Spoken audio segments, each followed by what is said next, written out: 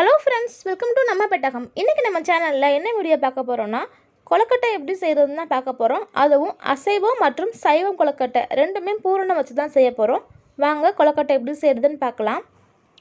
கொலக்கட்டை செய்யறதுக்கு நான் முதல்ல மாவு பிசைஞ்சுக்கிறேன். நான் 2 கப் அளவுக்கு இடியாப்பம் மாவு எடுத்து வச்சிருக்கேன். இது இல்லாட்டினா நீங்க கொலக்கட்டை மாவு கூட கடையில் விற்கும், அது கூட வாங்கிக்கலாம். அதுவும் இல்லாட்டி நம்ம பச்சரிசி மாவு வறுத்து நம்ம அதை எடுத்துக்கலாம். தேவையான அளவுக்கு உப்பு நான் எடுத்து வச்சுருக்கேன். நான் அணில் இடியாப்ப மாவு தான் யூஸ் பண்ணியிருக்கேன். 2 கப் அணில் இடியாப்ப மாவுக்கு 1.25 கப் அளவுக்கு பச்சை தண்ணி தான் நான் சேர்க்குறேன். சுடுதண்ணிலாம் நான் ஒன்றும் சேர்க்கல. இப்போ இந்த தண்ணியில் நமக்கு தேவையான அளவுக்கு உப்பு சேர்த்துக்கலாம். உப்பு சேர்த்து ஃபஸ்ட் நல்லா கரைய விட்டுக்கலாம். அதுக்கப்புறம் மாவு சேர்த்துக்கலாம். நல்லா கரைஞ்சிருச்சு உப்பு. இப்போ நம்ம எடுத்து வச்சுருக்க 2 கப் இடியாப்ப மாவே நான் சேர்த்துக்கிறேன். சேர்த்து நல்லா கலந்து விட்டுக்கலாம். தண்ணி எல்லாமே நல்லா ஈவனாக ஸ்ப்ரெட் ஆகிற மாதிரி நல்லா விரவி விட்டுக்கலாம். இந்த 2 கப் மாவில் எனக்கு 12 கொலக்கட்டை கிடச்சிது. இப்போ எல்லாத்தையும் நல்லா நான் பிசைஞ்சு வச்சுட்டேன். இதை நம்ம ஒரு ஓரமாக வச்சு மூடி வச்சிடலாம். இப்போ நம்ம கார கொலக்கட்டைக்கு தேவையான பூரணத்தை செய்ய ஆரம்பிச்சிடலாம். அதுக்கு தேவையான பொருட்கள் என்னென்னு பார்த்துடலாம். நான் ஒரு 10 போல் சின்ன வெங்காயத்தை குட்டி குட்டியாக கட் பண்ணி வச்சுருக்கேன். இதோட 1 டேபிள் ஸ்பூன் அளவுக்கு மாசி கருவாடை பொடி எடுத்து வச்சுருக்கேன். இது எல்லா சூப்பர் மார்க்கெட்டில் நமக்கு கிடைக்கிது. இது இந்த மாதிரி பேக்கெட்டில் பொடியாக விற்கிறாங்க. கட்டியாகவும் பெரிய சைஸில் விற்கிறாங்க. இந்த மாதிரி பொடியாக வாங்கும்போது நமக்கு ரொம்ப யூஸ்ஃபுல்லாக இருக்கும். ரொம்ப நாளைக்கு வரும். இது 100 கிராம்ஸாக இருக்குது இந்த பேக்கெட்டு. 100 கிராம்ஸ் 100 ருபீஸ்ன்னு நான் வாங்கினேன். இதை நீங்கள் வாங்கி வச்சிட்டிங்கன்னா நமக்கு ரொம்ப நாள் கெட்டு போகாமல் இருக்கும். இதை நான்வெஜ் இல்லாத சமயத்தில் இதை நம்ம ஆட் பண்ணால் நமக்கு நான்வெஜ் சாப்பிட்ட மாதிரி ஒரு ஃபீல் இருக்கும். அதுக்காக தான் இதை நீங்களும் வாங்கி ட்ரை பண்ணி பாருங்கள் எப்படி இருக்குன்னு சொல்லிட்டு. இதோட 1/2 டீஸ்பூன் அளவுக்கு மிளகாய் தூள் எடுத்து வச்சுருக்கேன். 1/4 டீஸ்பூன் அளவுக்கு மஞ்சள் தூள், கொஞ்சமாக கருவேப்பிலை எடுத்திருக்கேன். தேவையான அளவுக்கு உப்பு எடுத்து வச்சுருக்கேன். வாங்க எப்படி செய்கிறதுன்னு பார்க்கலாம். இப்போ ஸ்டவ் ஆன் பண்ணி கடாய் வச்சுட்டேன். கடாய் நல்லா ஹீட் ஆனதுக்கு அப்புறமா 2 டீஸ்பூன் எண்ணெய் ஊற்றிருக்கேன். எண்ணெயில் எடுத்து வச்சுருக்க கருவாயிலையை நான் போட்டிருக்கேன். கருவாயிலை நல்லா பொரிஞ்சதுக்கு அப்புறமா நம்ம வெட்டி வச்சுருக்க சின்ன வெங்காயத்தையும் இதோடு சேர்த்துக்கலாம். சின்ன வெங்காயம் நமக்கு ஓவராக குக் ஆகணும்னு அவசியம் இல்லை. லைட்டாக வெந்தாலும் நமக்கு போதும். நம்ம வேக வச்சு தான் எடுக்க போகிறோம் குக்கரில் வச்சு. வெங்காயம் நல்லா வதங்கிறதுக்காக நம்ம எடுத்து வச்சுருக்க உப்பையும் சேர்த்துக்கலாம். சேர்த்து நல்லா வதக்கி விட்டுக்கலாம். இப்போ வெங்காயம் எல்லாம் ஓரளவுக்கு நமக்கு வதங்கி வந்துருச்சு. இப்போ நம்ம இதில் மசாலா பொருட்கள் எல்லாம் சேர்த்துடலாம். எடுத்து வச்சுருக்க 1/4 டீஸ்பூன் மஞ்சத்தூளை சேர்த்துக்கலாம். அதோட எடுத்து வச்சுருக்க 1/2 டீஸ்பூன் மிளகாய் தூளை சேர்த்துக்கலாம். மிளகாய்த்தூள் சேர்த்ததுக்கு அப்புறமா நம்ம எடுத்து வச்சுருக்க 1 டேபிள் ஸ்பூன் மாசி பொடி இருக்கு இல்லையா, அதையும் சேர்த்துக்கலாம். சேர்த்து நல்லா ஃபஸ்ட்டு வதக்கி விட்டுக்கலாம். அந்த மசாலையில் இருக்க பச்சை வாசனை போகிற வரைக்கும் நல்லா வதக்கி விட்டுக்கலாம். சிம்மில் வச்சுக்கோங்க, இல்லை சீக்கிரமாக கரைஞ்சிடும் நமக்கு. இப்போ மசாலையோட பச்சை வாசனை எல்லாம் நல்லா போயிடுச்சு. கடைசியாக நம்ம இதில் ஒரு 1/2 கப் அளவுக்கு தேங்காய் சேர்க்க போகிறோம். தேங்காய் சேர்த்து ஒரு 1 நிமிஷம் நல்லா கலந்து விட்டதுக்கு அப்புறமா நம்ம ஸ்டவ் ஆஃப் பண்ணிடலாம். இப்போ நான் ஆட் பண்ணிக்கிறேன் 1/2 கப் அளவுக்கு தேங்காய் துருவல். உங்களுக்கு எவ்வளோ வேணுமோ நீங்கள் ஆட் பண்ணிக்கலாம். நல்லா கலந்து விட்டுட்டு நம்ம ஸ்டவ் ஆஃப் பண்ணி ஆற வச்சுக்கலாம். ஆறினதுக்கப்புறமா நம்ம கொலக்கட்டை மாவில் வச்சு பூர்ணமாக எடுத்து கொலக்கட்டை செஞ்சுக்கலாம். ஆறட்டும். இப்போ பூர்ணம் நல்லா ஆறி வந்துருச்சு.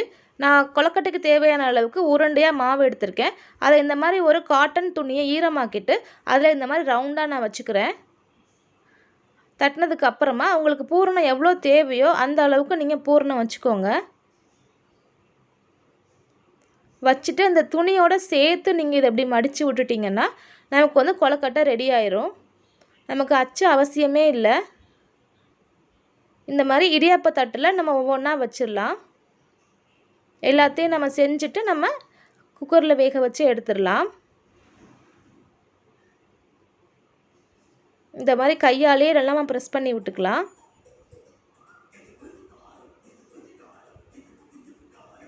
ப்ரெஸ் பண்ணி இதே மாதிரி நம்ம எல்லா மாவையும் செஞ்சிடலாம். நான் இன்றைக்கி 2 கப் இடியாப்ப மாவில் கொலக்கட்டை செஞ்சுருக்கேன். 6 கார கொலக்கட்டையும் 6 இனிப்பு கொலக்கட்டையும் எனக்கு வந்தது. அதே மாதிரி 2 டிஃப்ரென்ஷியேட் பண்ணி கொலக்கட்டை செய்யும்போது பூரணம் லைட்டாக வெளியில் தெரிகிற மாதிரி செஞ்சிங்கன்னா வெந்து வரும்போது நமக்கு டிஃப்ரென்ஷியேட் பண்ணி பார்க்குறதுக்கு ஈஸியாக இருக்கும். இல்லைனா உள்ளே என்ன இருக்குதுன்னு தெரியாமல் ஒவ்வொன்றா பிச்சு பிச்சு பார்க்குற மாதிரி இருக்கும். அப்புறம் குழந்தைங்களுக்குள்ளே சண்டை வந்துடும், என்ன விட்டு பிஞ்சு போச்சு, ஒன்று விட்டு பிய்யாமல் இருக்குது அப்படின்னு சொல்லிட்டு. அதனால் இந்த மாதிரி லைட்டாக பூரணம் வெளியில் தெரிகிற மாதிரி நீங்கள் செஞ்சிங்கன்னா நமக்கு அதை எடுத்து கொடுக்கறதுக்கு வசதியாக இருக்கும். இப்போ எல்லாத்தையுமே நான் ஃபோல்ட் பண்ணி எடுத்தாச்சு.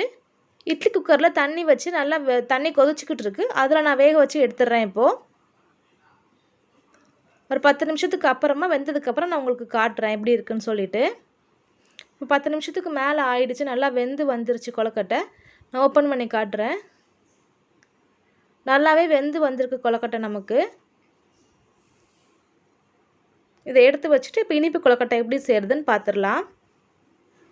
இந்த இன்ஸ்டன்ட் இனிப்பு கொழுக்கட்டை செய்கிறதுக்கு நான் 1/2 கப் அளவுக்கு நாட்டு சர்க்கரையும் 1/2 கப் அளவுக்கு தேங்காய் துருவலும் எடுத்திருக்கேன். இது செய்கிறதுக்கு நமக்கு 10 நிமிஷமே ரொம்ப ஜாஸ்தியாக இருக்கும். இப்போ ஒரு மிக்சிங் பவுலில் நம்ம எடுத்து வச்சுருக்க நாட்டு சர்க்கரையையும் தேங்காயையும் சேர்த்துக்கலாம். சேர்த்து ரெண்டையும் நல்லா நம்ம மிக்ஸ் பண்ணி விட்டுக்கலாம். ஃபஸ்ட்டு இதில் நீங்கள் வந்து ஏலக்காய் பொடி உங்களுக்கு தேவைன்னா ஏலக்காய் கூட லைட்டாக நீங்கள் தூவி விட்டுக்கலாம். நான் இதில் எதுவுமே ஆட் பண்ணல. நல்லா மிக்ஸ் பண்ணி விட்டாச்சு. இப்போ நம்ம கார கொழுக்கட்டை எப்படி செஞ்சோமோ அதே மாதிரி ஒரு காட்டன் துணியில் நமக்கு எவ்வளோ கொழுக்கட்டைக்கு மாவு தேவையோ அந்த அளவுக்கு நல்லா உருண்டை பிடிச்சிட்டு இதில் சென்டரில் நம்ம எடுத்து வச்சுருக்க பூரணத்தையும் சேர்த்துக்கலாம். இந்த இதில் வந்து நாட்டு சர்க்கரைக்கு பதிலாக வெல்லம் இல்லை கருப்பட்டி இல்லைன்னா சர்க்கரை வச்சு கூட செய்யலாம். நமக்கு ரொம்ப சூப்பராக இருக்கும். இது வந்து நம்ம சீக்கிரமாக செய்யணும்னா இந்த மாதிரி நீங்கள் செஞ்சிடலாம். இதுவும் நான் பூர்ணம் லைட்டாக வெளியில் தெரிகிற மாதிரி தான் செஞ்சுருக்கேன். இதே மாதிரி எல்லாத்தையும் நம்ம செஞ்சு எடுத்துடலாம். இப்போ இதில் வந்து நம்ம பூரணம் வெளியில் தெரிகிற மாதிரி வச்சுருக்கோமே, வேக வச்சு எடுக்கும்போது எல்லா சர்க்கரையும் வெளியில் வந்துடுமோ அப்படின்லாம் பயப்படாதீங்க. அதெல்லாம் வெளியில் வராது நமக்கு. எல்லாத்தையுமே நான் நல்லா மடித்து எடுத்துட்டேன். இட்லி பாத்திரத்தில் தண்ணி நல்லா கொதிச்சுக்கிட்டு இருக்குது. இதை வச்சு நம்ம மூடி வச்சிடலாம். இப்போது மூடி வச்சு ஒரு 10 நிமிஷம் நல்லா வேக விட்டு எடுத்ததுக்கப்புறம் நான் உங்களுக்கு எப்படி இருக்குன்னு சொல்லிட்டு காட்டுறேன்.